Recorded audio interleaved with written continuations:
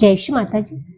जळगाव जिल्ह्यातील चाळीसगाव येथे परमपूज्य श्री माताजी निर्मला देवीजींच्या आशीर्वादाने पब्लिक प्रोग्रामचे आयोजन करण्यात आले होते.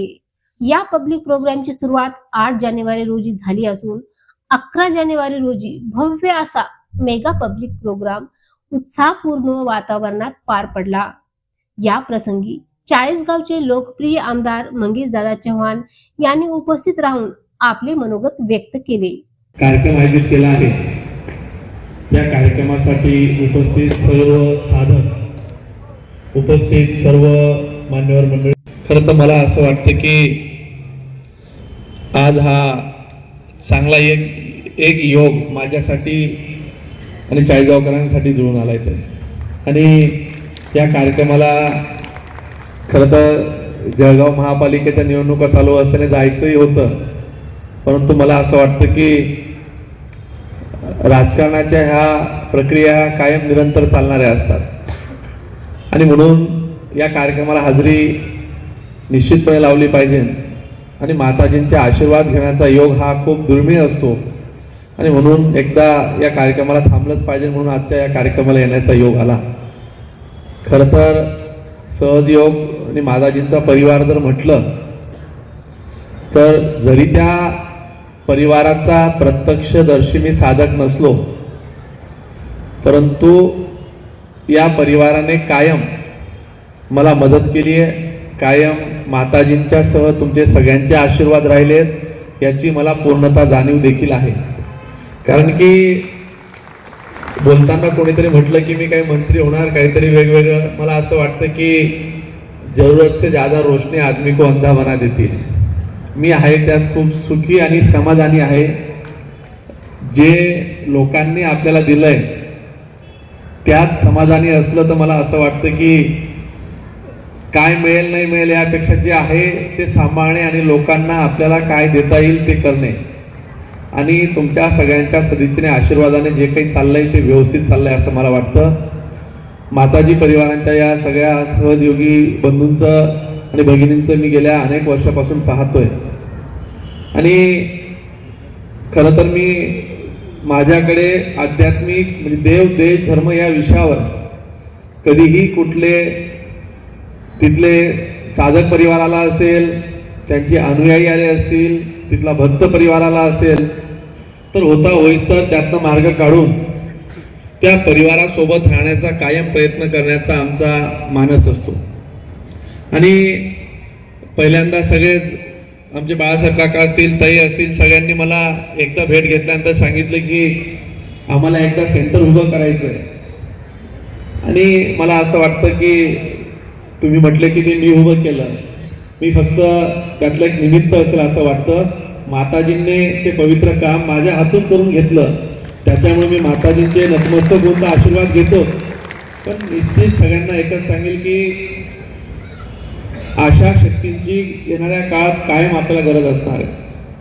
समाजातलं होत चाललेलं अधपतन आणि हे अधपतन रोखण्याची जबाबदारी मला असं वाटतं की समाजातल्या अशा सज्जन शक्ती एकत्र येऊन मग ते विविध विचारांनी, विविध अंगांनी, विविध संप्रदायाला मानणारे या सगळ्यांची एक विचारधारा एकच असते आणि ह्या लोकांसोबत जर काम करता आलं तर निश्चित करण्याचा आमचाही प्रयत्न असणार आहे.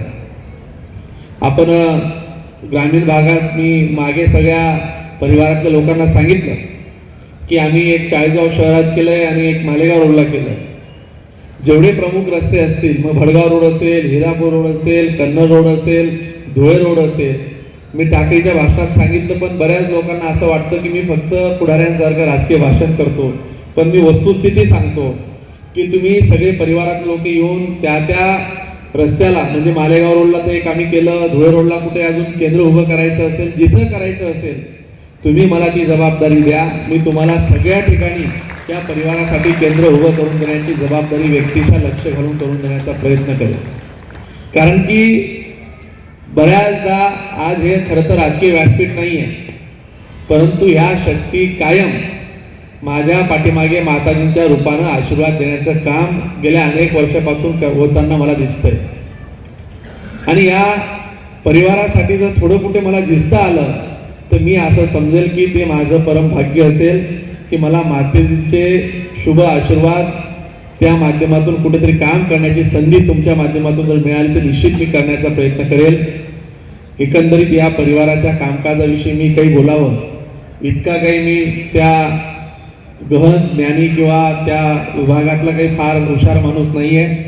मी अगदी छोटासा कार्यकर्ता विनम्र साधक म्हणून या परिवारातील माता बंधू भगिनींना विनम्रपणे एकच सांगेल की या कार्यक्रमाच्या अनुषंगाने आपण याची व्याप्ती वाढवण्याच्या दृष्टिकोनातून खरं तर त्याला राजकीय पाठबळाची विरहित जिथे कुठे गरज पडेल, जसं आता ही परिवाराची संस्था म्हणून कायम इथं असतं, तुम्हाला कधीही काही लागू द्या, मी या परिवारासोबत माझा परिवार म्हणून हक्काचा परिवार म्हणून कायम सोबत राहील हा विश्वास आपल्या सगळ्यांना देतो.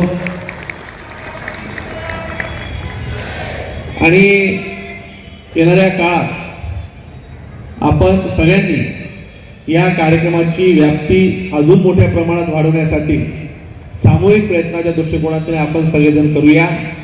कारण की धर्माचं अधपतन जिथं जिथं होतं त्यावेळेस आपण पाहतो की काय काय समाजामध्ये घडतंय. ती फार वेगळं सांगण्याची गरज नाही आहे. पुन्हा एकदा आयोजकांनी अतिशय छान आणि सुंदर आणि या आजचं हे सायंकाळचं अगदी या वातावरण जर बघितलं तर अतिशय उल्हासदायी आणि प्रेरणादायी असं वातावरण इथं तयार झालेलं आहे. या कार्यक्रमाच्या निमित्तानं आपण सगळेजण इथं आलात आणि मला आवर्जून या कार्यक्रमाला बोलवलं, बोलण्याची संधी दिली आणि खास करून माताजींचे आशीर्वाद या निमित्ताने घेण्याचा योग आला म्हणून मी सर्वांचं आपलं मनापासून आभार व्यक्त करतो. आणि निश्चित विनम्रपणे अजून एकच जाताना सांगेल की या शहराची या तालुक्यासाठी माताजींच्या आशीर्वादाने जे जे सत्कर्म चांगलं कर्म करण्यासाठी माताजी आणि अशा आध्यात्मिक शक्ती जे जी ताकद देतील त्या ताकदीचा उपयोग सज्जन शक्तीसाठी निश्चित करण्याचा प्रयत्न करून तो संकल्प माताजींच्या चरणी अर्पण करून थांबतो. धन्यवाद. जय माता. या पवित्र कार्यक्रमामध्ये सुमारे 500हून अधिक लोकांना परमपूज्य श्री माताजी निर्मला देवीजींच्या परम कृपेमध्ये आत्मसाक्षात्काराचा लाभ मिळाला.